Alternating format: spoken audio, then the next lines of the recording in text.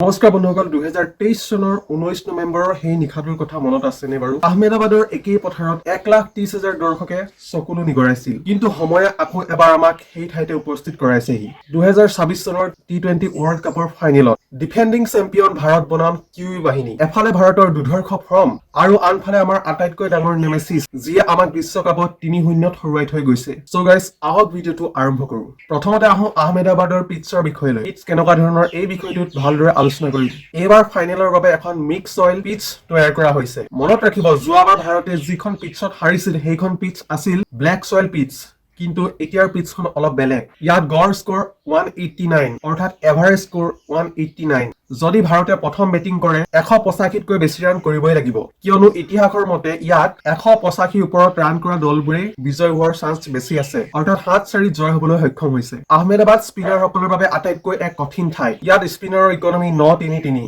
কিন্তু যদি pace বলাৰসকলে 8 metre লেন্থত বল কৰে তেনেহলে উইকেট পোৱাটো নিশ্চিত বিশেষকৈ 128 কিলোমিটাৰৰ তলত যিবিলাকে বল মাৰিব তেওঁলোকে ইয়াত সাকসেছ হোৱাৰ চান্স বেছি আছে যিসকল বলাৰে 128তকৈ তলত বল মাৰিব তেওঁলোক অতি মাৰাত্মক হোৱাৰ সম্ভাৱনা আছে নিউজিলেণ্ডৰ ওপেনাৰ জুটি বৰ্তমান বিশ্ব ক্ৰিকেটৰ আটাইতকৈ ভয়ংকৰ জুটি ফিন এলেনে পেসাৰসকলক 223 ষ্ট্ৰাইক ৰেটেৰে কোবাইছে তেওঁলোকৰ এটা শক্তি হল তেওঁলোকে স্লোৱাৰ বলবোৰ ভালদৰে পঢ়িব পাৰে এতিয়ালৈকে তেওঁলোকে স্লোৱাৰ বলত মাত্ৰ দুটাহে উইকেট দিছে ফিন এলেনৰ এক দুৰ্বলতা আছে সেইটো hall off spin power play যদি বৰুণ চক্ৰৱৰ্তী আৰু অক্ষৰ পেটেলক লগোৱা হয় তেন্তে কিউই ওপেনাৰৰ উইকেট পোৱাৰ সম্ভাৱনা 100% এটা ভয়ংকৰ তথ্য শুনক এই বিশ্বকাপত ভাৰতে আটাইতকৈ উইকেট হেৰুৱাইছে অফ স্পিনাৰত হয় 15টা উইকেট গৈছে অফ স্পিনাৰৰ হাতত আমাৰ বেটিং অৰ্ডাৰত ঈশান কিষাণ অভিষেক শৰ্মা তিলক বৰ্মাৰ দৰে 5টাকৈ বাওহতীয়া বেটছমেন আছে নিউজিলেণ্ডৰ কোল মেককনিছ আমাৰ বাবে আটাইতকৈ ডাঙৰ বিপদ হ'ব পাৰে ইয়াৰ বাবে আমাৰ ঢাল হ'ব পাৰে সঞ্জু স্যামসনে যদি পাৱাৰ প্লেট মেককনিছক পাৱাৰ প্লেট কাউন্টাৰ এটেক কৰিব পাৰে তেন্তে আমাৰ বাওহতীয়া বেটাৰসকল সুৰক্ষিত থাকিব